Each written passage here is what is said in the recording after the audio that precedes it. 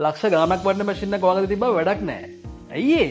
මේ මූලික දේවල් නොදන්නව නම් ඔයාලට හොඳ ටැටු එකක් කරගන්න හම්බ වෙන්නේ නැහැ. අද මම කියලා දෙන්න යන්නේ ටැටු ආටිස්ට් කෙනෙක් අනිවාර්යයෙන්ම දැනගත යුතු ටැටු බේසික්. ටැටු මැෂින් එකක් කියන්නේ ටැටු ආටිස්ට් කෙනෙක් ගාතේ තියෙන පෑන වගේ. ඒත් මැෂින් එකක් වැඩ කරන විදිය නොදැන ටැටු එකක් කරන එක ප්‍රෙස් කාර්යයක් අරගෙන ඩ්‍රයිව් නොදැන පාරට බහිනවා වගේ. ටැටු මැෂින් එකක් කියන්නේ මොකද්ද? ටැටු මැෂින් එකක් කියන්නේ ඉන්ක් එක සමතුලන නිවැරදි ගැඹුරට සහ ස්ථාවර වේගයකින් තැම්පත් කරන ප්‍රිසිෂන් ටූල් එකක්. ටැටු මැෂින් එකේ ක්වොලිටිය වගේම තමයි ඒක පාවිච්චි කරන ආටිස්ට්ගේ දැනුම තමයි ඒකේ ප්‍රතිඵලය තීරණය වෙන්නේ. හරි තත්ත්ව සාධකයක් සන්නාමයක් නැති මැෂින් එකක් ඔබගේ නිර්මාණශීලී හැකියාව නැති කරනවා වගේම ස්කින් ඩැමේජ් වැඩි ඉන්ක් ඩිපොසිට් නැති ස්පෑමක් වගේ වෙන්න පුළුවන්. ප්‍රධාන වශයෙන් අද ටැටු ආටිස්ට් අතරේ භාවිතා වෙන මැෂින් වර්ග තුනක් තියෙනවා. Pen machine, rotary machine, coil machine. Pen machine කියන්නේ ලයිට් වේට්, ස්මූත් සහ බිගිනර්ස්ලටත් ප්‍රොෆෙෂනල්ස්ලටත් පහසු මැෂින් එකක්. රොටරි මැෂින් කියන්නේ සයිලන්ට්, ලෝ වයිබ්‍රේෂන් සහ ලෝ ඔන් සෙෂන් වලට හොඳ මැෂින් එකක්. කොයිල් මැෂින් එක කියන්නේ ට්‍රැඩිෂනල් මැෂින් එක. සද්දය, බලය, විශේෂ ෆීල් එක නිසා අද බොහෝ ආටිස්ට්ලා කැමති වෙනවා. එතකොට ස්ටොක් කියන්නේ මොකද්ද? මැෂින් එකේ ස්ටොක් එක ඉහළටත් පහළටත් ගමන් කරන දුර වගේම නීඩලෙන් ලැබෙන බලයට තමයි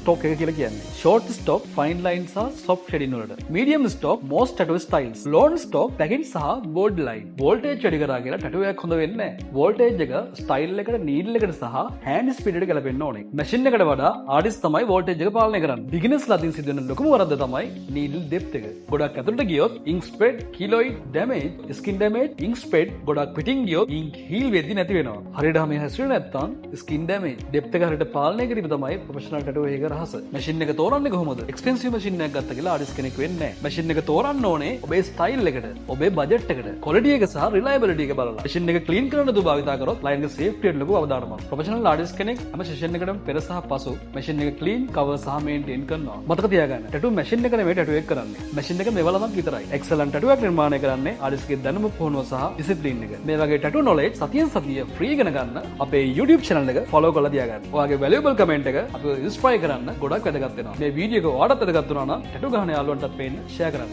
ගිහින් එන්න ජය වේවා.